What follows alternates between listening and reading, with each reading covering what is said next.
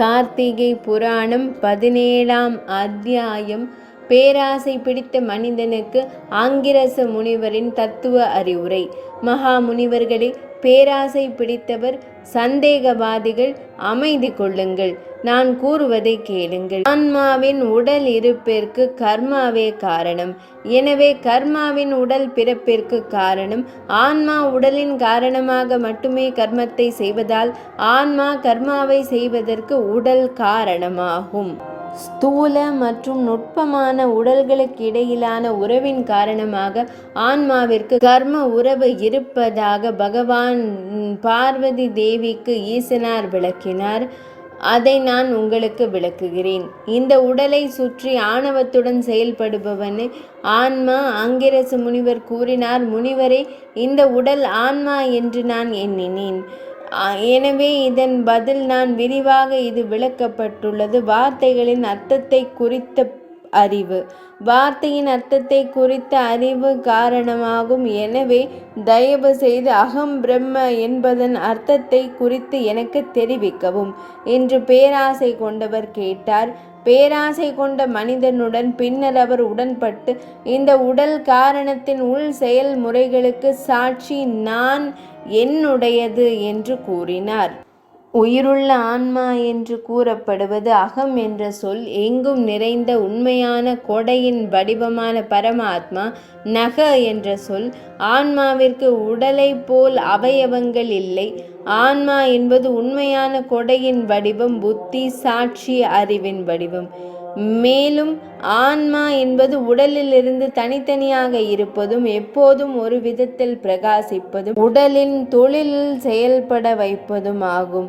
நான் என்பது உடலின் உறுப்புகளில் மட்டுமல்ல, விழிப்பு, கனவு 3 நிலைகளிலும் உள்ளது.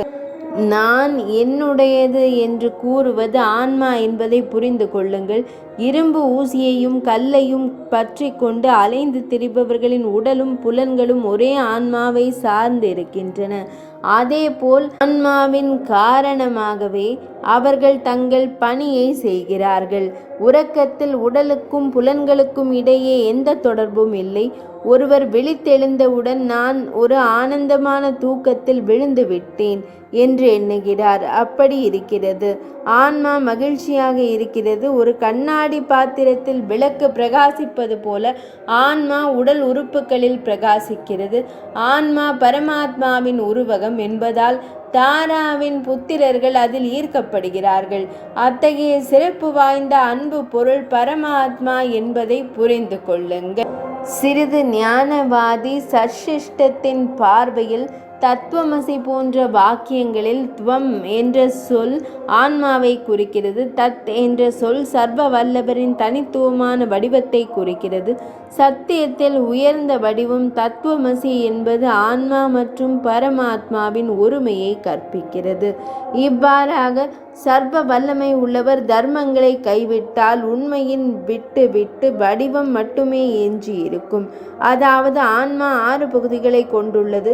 இருப்பு, உடல், பண்புகள், பிறப்பு, வளர்ச்சி, சிதைவு மற்றும் இறப்பு. உடலுக்கு அவை இல்லை, ஆனால் ஆன்மாவிற்கு உண்டு. அறிவு என்ற பேரின்பத்தின் வடிவம் முழுமையானது. மேலும் எந்த வேதம் சர்வ ஞானத்தை கொண்டுள்ளது. வேதங்களில் சர்வ ஞானம், அறிவுறுத்தல் மற்றும் பரிபூரணத்துடன் கூறப்படுவது ஆன்மா ஆகும். ஒரு பானையை கண்டு அது களிமண்ணால் ஆனது என்பதை புரிந்து கொள்வது போல உள் மனதின் உயிருள்ள ஆன்மா பரமாத்மா என்பதை நாம் புரிந்து கொள்ள வேண்டும்.